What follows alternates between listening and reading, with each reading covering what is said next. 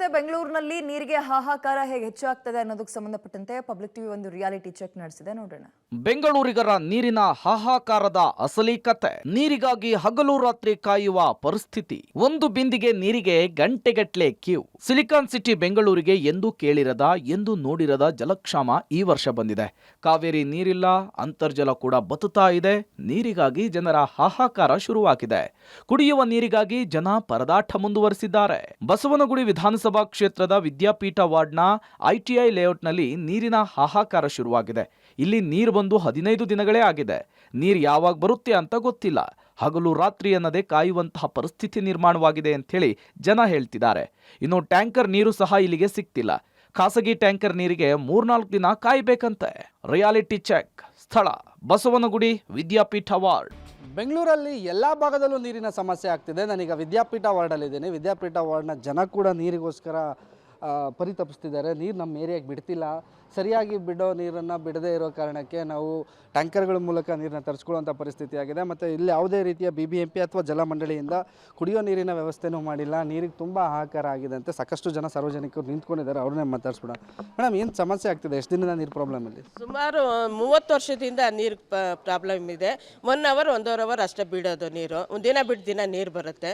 ಅಷ್ಟಲ್ಲೇ ನಾವು ಅಡ್ಜಸ್ಟ್ ಮಾಡ್ಕೋಬೇಕು ಸರ್. ಈಗ ದಿನ ಬಿಟ್ಟು ನೀರು ಬಿಡ್ತಿದ್ದಾರೆ. ಈಗಲೂ 1 ಅವರ್, ಇವಾಗ 1 ಅವರ್ ಬಿಡ್ತಾ ಇದ್ದಾರೆ ಅಷ್ಟೇ. ನೀರಿಗೆ ತುಂಬ ಕಷ್ಟ ಆಗಿದೆ. ಎಷ್ಟು ದೊಡ್ಡದಾಗಿ ಬರುತ್ತಾ? ಮಧ್ಯದಲ್ಲಿ ರಿಪೇರಿ ಅದು ಇದು ಅಂತ ಅದನ್ನು ಬಿಡೋದಿಲ್ಲ ನೀರು. ಏನು ಮಾಡ್ತಿದ್ದೀರಾ ನೀರಿಗೆ? ಬೇರೆ ಕಡೆ ಏನಾದ್ರು ವ್ಯವಸ್ಥೆ? ಲಾರಿಲಿ ತರಿಸ್ತಾ ಇದ್ದೀವಿ. ಲಾರಿಲಿ ಓಡಿಸ್ಕೊಂಡು ನೀರು ತುಂಬಿಸ್ಕೊತಾ ಇದ್ದೀವಿ. 500-600 ಹೇಳೋರು. ಹೇಳಿಮ್ಮ, ನಿಮ್ಗೆ ಎಷ್ಟು ಸಮಸ್ಯೆ ಆಗ್ತಿದೆ ನೀರಿಗಿಲ್ಲಿ? ನೀರು ಬರೋದೇ ಇಲ್ಲ, ತುಂಬ ಪ್ರಾಬ್ಲಮ್ಮು. ಮತ್ತು ಹೊಡೆಸ್ಕೊಳ್ತೀವಿ ಇದರಲ್ಲಿ ಲಾರಿಲಿ. ಮುಂಚೆ ಒಂದು 600-700 ತೊಗೋತಾ ಇದ್ರು, ಇವಾಗ 1200 ಆ ಥರ ಎಲ್ಲ ತೊಗೋತಾರೆ. ತುಂಬ ಪ್ರಾಬ್ಲಮ್ ಆಗಿದೆ ಸರ್. ನೀವೇನು ಹೇಳ್ತೀರಾ?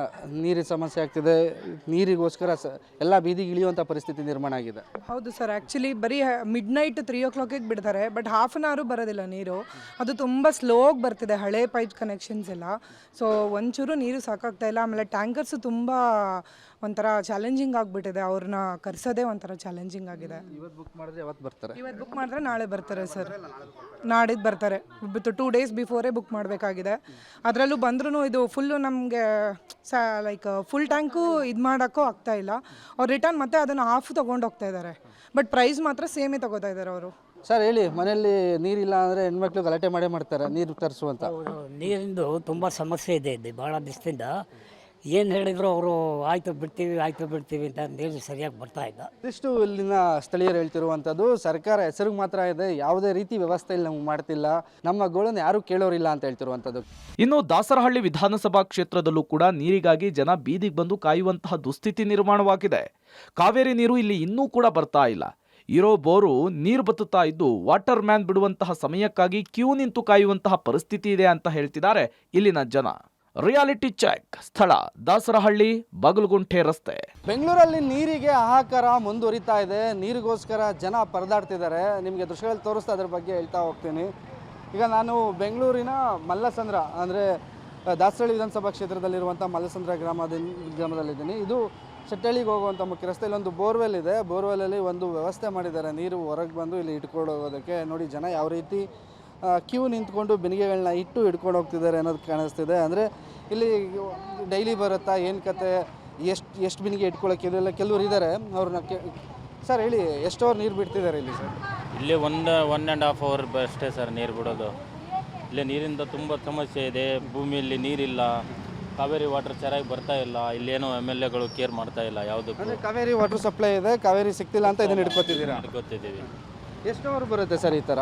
1-1.5 ತಾಸು ಬರುತ್ತೆ, ಆಮೇಲೆ ಸಣ್ಣಗಾಗ್ಬಿಡುತ್ತೆ, ಬಂದ್ ಮಾಡಿಬಿಡ್ತಾರೆ. ಮತ್ತು ಭೂಮಿಯಲ್ಲೇ ನೀರಿಲ್ಲ ಅಂದರೆ ಅದು ಎಷ್ಟು ಬರುತ್ತೆ ಬೋರಿಂದ ನೀರು? ಎಷ್ಟು ಕಷ್ಟ ಅನ್ಸುತ್ತೆ ಸರ್? ಎಲ್ಲ ಬಿನಿಗೆ ಇಟ್ಕೊಂಡು ಹಿಂಗೆ ಕೆಲಸ ಬಿಟ್ಟು ಕಾಯ್ಬೇಕು. ನಾವು 10 ಗಂಟೆಗೆಲ್ಲ ಡ್ಯೂಟಿಗೆ ಅಟೆಂಡ್ ಆಗಬೇಕು. ಇವನ್ನೆಲ್ಲ ಮಾಡ್ಕೊಂಡು ಕುಂತ್ರೆ ನಮಗೂ ಸಮಸ್ಯೆನೇ ಆಗುತ್ತೆ. ಎಲ್ಲ ನೀರೇ ಇಲ್ಲ ಅಣ್ಣ. ಕಾವೇರಿ ತಿಂಡಿ ಮಾಡೋಕ್ಕೆ ಕೊತ್ತಂಬರಿ ಸೊಪ್ಪು ಜೊತೆಗೆ ನೀರು ತಗೊಂಡು ಹೋಗ್ಬೇಕು. ನೀರೇ ಇಲ್ಲ, ಏನು ಮಾಡೋದು? ಈಗಲೇ ಬೇಸಿಗೆ ಇನ್ನೂ ಶುರು ಆಗ್ತಿದೆ, ಇನ್ನೂ 2 ತಿಂಗಳಿದೆ. ಏನು ಮಾಡೋಣ? ನೀರು ಬಿಡ್ತಾ ಇಲ್ವಲ್ಲ, ಕಾವೇರಿ ನೀರಿಲ್ಲ, ಬೋರ್ ನೀರಿಲ್ಲ. ಕೆಲ್ಸಕ್ಕೆ ಹೋಗೋ ಟೈಮ್ ಇಟ್ಟು ನೀರು ಹಿಡಿಬೇಕು. ಕೆಲ್ಸಕ್ಕೆ ಹೋಗೋಕ್ಕಾಗಲ್ಲ, ಈ ನೀರಿಗೆ ಕಾಯ್ತಾ ಇರಬೇಕು. ಇದು ಟೈಮಿಂಗ್ಸ್ ಏನಿಲ್ಲ, ಯಾವಾಗ ಬೇಕಾದ್ರೂ ಬಿಡ್ತಾರೆ. ಯಾವಾಗ ಬೇಕಾದ್ರೂ ಬಿಡ್ತಾರೆ. ಅವ್ರು ಬಿಡೋದೇ ಕಾಯ್ಕೊಂಡಿರ್ಬೇಕು ನಾವು. ಮಿಟ್ಟಿದ ತಕ್ಷಣ ಬಂದು ಇಟ್ಕೊಂಡು ಹೋಗ್ಬೇಕು. ನೀರು ಒಬ್ಬರಿಗೆ ಸಿಗುತ್ತೆ, ಒಬ್ಬರಿಗೆ ಸಿಗಲ್ಲ ನೀರು.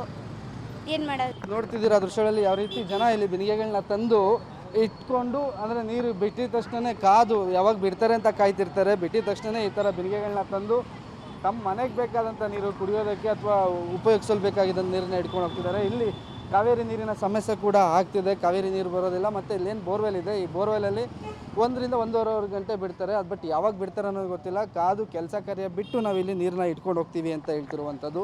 ಮಾರ್ಚ್ನಲ್ಲಿಯೇ ಇಷ್ಟು ಸಮಸ್ಯೆ ಎದುರಾಗಿದೆ ಅಂದ್ರೆ ಇನ್ನು ಮುಂದಿನ ದಿನಗಳು ಇನ್ನಷ್ಟು ಜಲ ಸಮಸ್ಯೆ ಎದುರಾಗೋದಂತೂ ಸತ್ಯ. ಜನ ನೀರಿಗಾಗಿ ರಸ್ತೆ ಅಲಿಯುವಂತಹ ಪರಿಸ್ಥಿತಿ ನಿರ್ಮಾಣವಾದರೂ ಕೂಡ ಅಚ್ಚರಿಯಿಲ್ಲ.